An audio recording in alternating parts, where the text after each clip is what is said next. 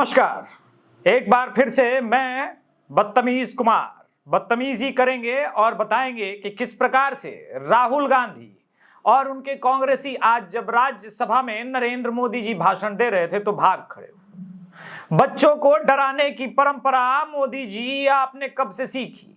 मान लिया कि राहुल गांधी बदतमीजी करता है।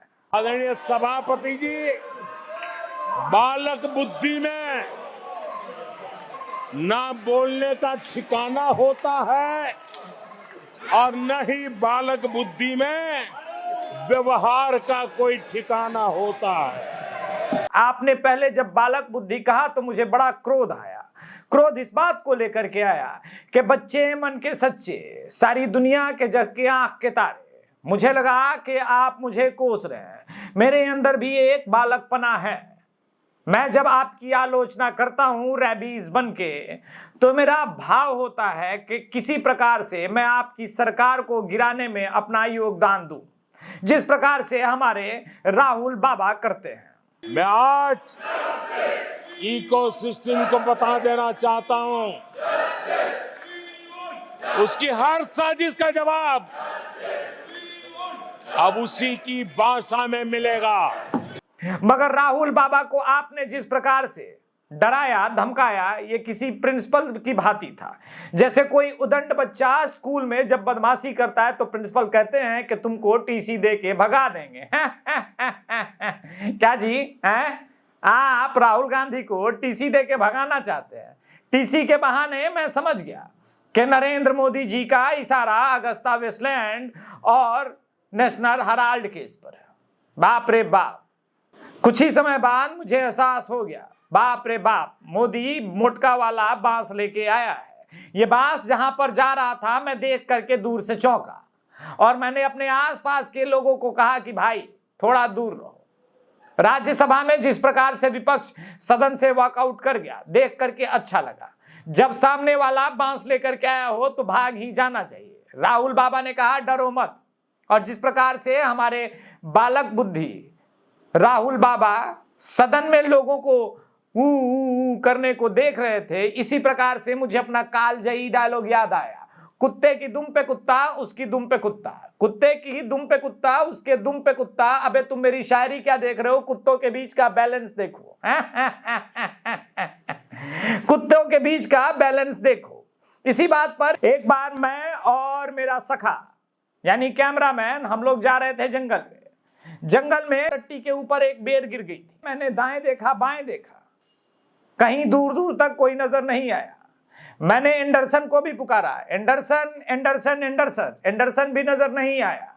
मैं समझ गया एसबीआई और लाइफ इंश्योरेंस की कंपनियां बहुत तेजी से आगे बढ़ने वाली है। मैंने रघुराम राजन को आवाज लगाया, मोबाइल पर फोन मिलाया और कहा भाई झूठ तो फैलाओ, शेयर बाजार गिराने को तैयार है एंडरसन, अडानी को तो थोड़ा नीचे गिरा के दिखाओ। इसी झूठ को बच्चा सीरियसली समझ बैठा। वो बालक बुद्धि सदन में भी गरजने लगा, अडानी की सरकार, अंबानी की सरकार। हमने कहा कि ये खुद तो डूबेगा, हमें भी सनम ले डूबेगा। खैर, मैंने जंगल में ध्यान से दोनों तरफ देखा, दाएं देखा बाएं देखा। जब दूर दूर तक कोई नजर नहीं आया तो जो टट्टी के ऊपर बेर गिरा हुआ था जंगल में, मैंने उसे धोया और धो करके खा गया।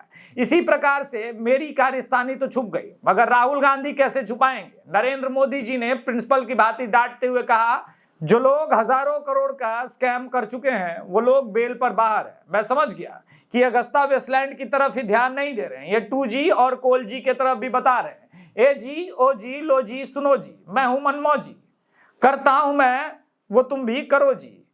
कभी कोल स्कैम, कभी 2G स्कैम, कभी CWE स्कैम करो जी। मगर मोदी जी ये सब करने नहीं दे रहे। पहले मीडिया को देखिए, इंपॉर्टेंट बात कह रहा हूं, आप भी समझिएगा। पहले जब प्रधानमंत्री विदेशों में जाते थे तो मीडिया को महंगे महंगे गिफ्ट मिलते थे, फ्लाइट में बिजनेस क्लास में आना जाना होता था, विदेशों में घूमना होता था। हम भी कभी किसी की सुरमई अखियों में देख करके जानम समझा करो वाला गीत गा लेते थे, गुनगुना लेते थे। मगर अब वो दिन नहीं रहे, इसीलिए भारत का हैप्पी इंडेक्स लगातार गिर रहा है मीडिया की नजरों में। आप क्या सोचे? देखिए, निसंदेह राहुल गांधी जैसे और उनके लोग दुखी हैं। जब कल नरेंद्र मोदी जी ने सदन में सत्य से अवगत कराया कि अरे महामूर्ख, तुम्हारे 500 43 में 99 नंबर आए हैं, तुम सरकार से बहुत बाहर हो और अगले 5 साल तक सरकार के बाहर रहोगे, तो फ्रस्ट्रेशन का माहौल देखने लायक बनता था। राहुल गांधी सदन में लोगों को बोल रहे थे, 1 मिनट।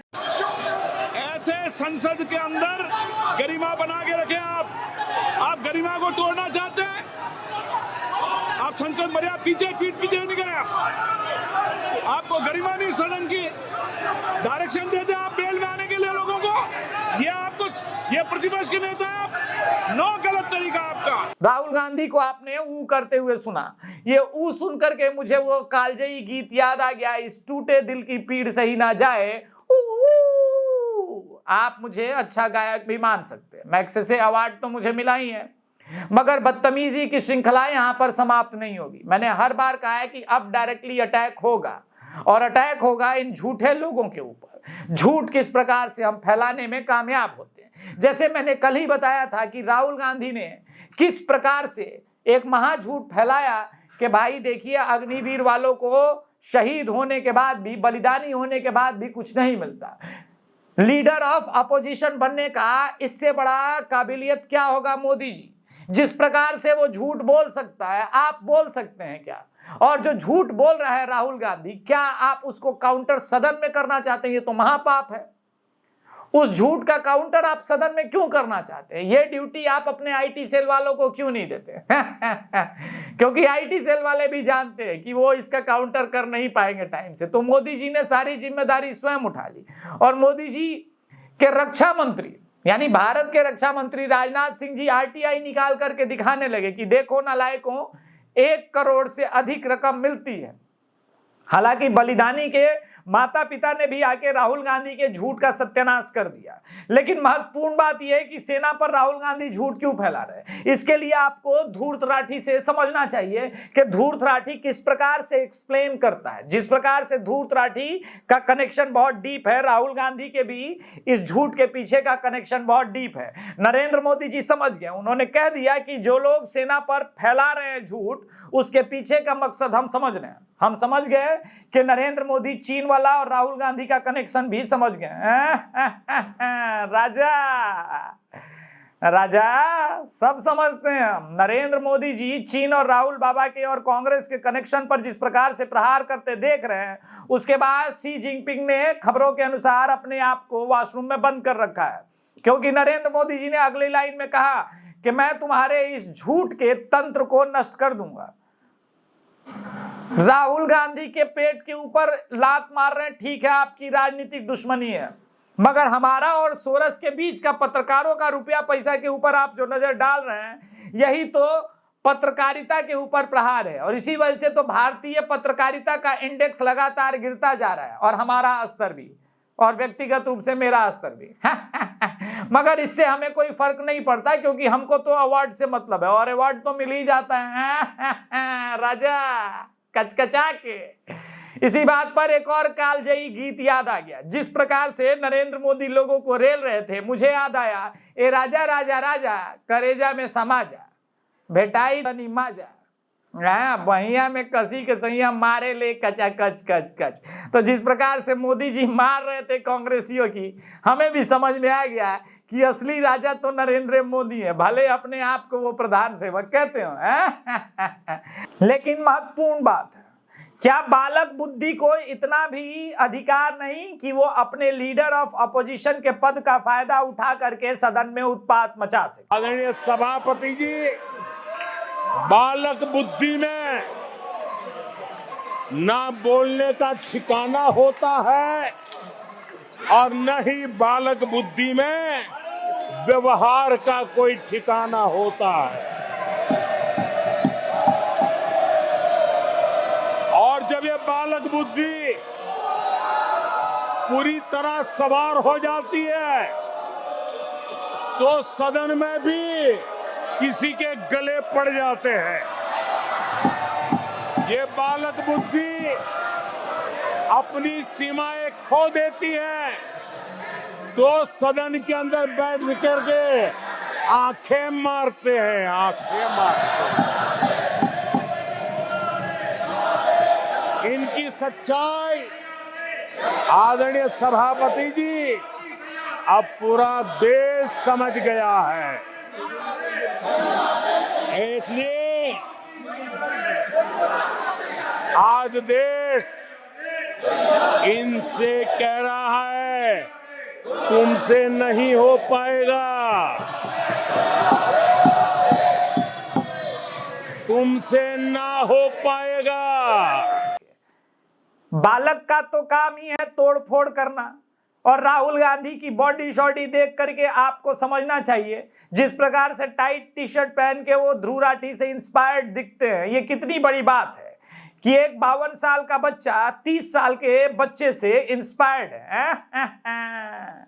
राजा, हम हर चीज को बहुत क्लोज पकड़ते हैं, बहुत क्लोज। आप भी समझ रहे हैं ना मोदी जी? मोदी जी आज राज्यसभा में ये कह रहे थे कि उन्होंने किसानों को पैसे दिए, उन्होंने गरीबी रेखा से बाहर लोगों को निकाला, और इस पे हमारा जो झूठ है कि 80 करोड़ रुपए को अन्न क्यों देते हैं आप। उन्होंने कहा कि यह कुतर्क की पराकाष्ठा है।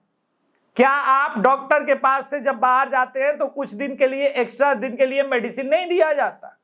ये बात समझ गया मैं, लेकिन राहुल गांधी जी और मोदी जी, आप मुझे ये बताइए, हमको भी तो एनडीटीवी से निकाला गया था, तो कुछ दिन मुफ्त बिठा के मुझे सैलरी क्यों नहीं दी गई है? हम भी तो गरीब थे। भारत माता माफ नहीं करेगी है। इसी नोट पे मैं रवीश कुमार साइनिंग ऑफ। अगले हफ्ते फिर से आपको काटने के लिए आऊंगा, आप लोग इंजेक्शन लगवा के रखिएगा। नमस्कार।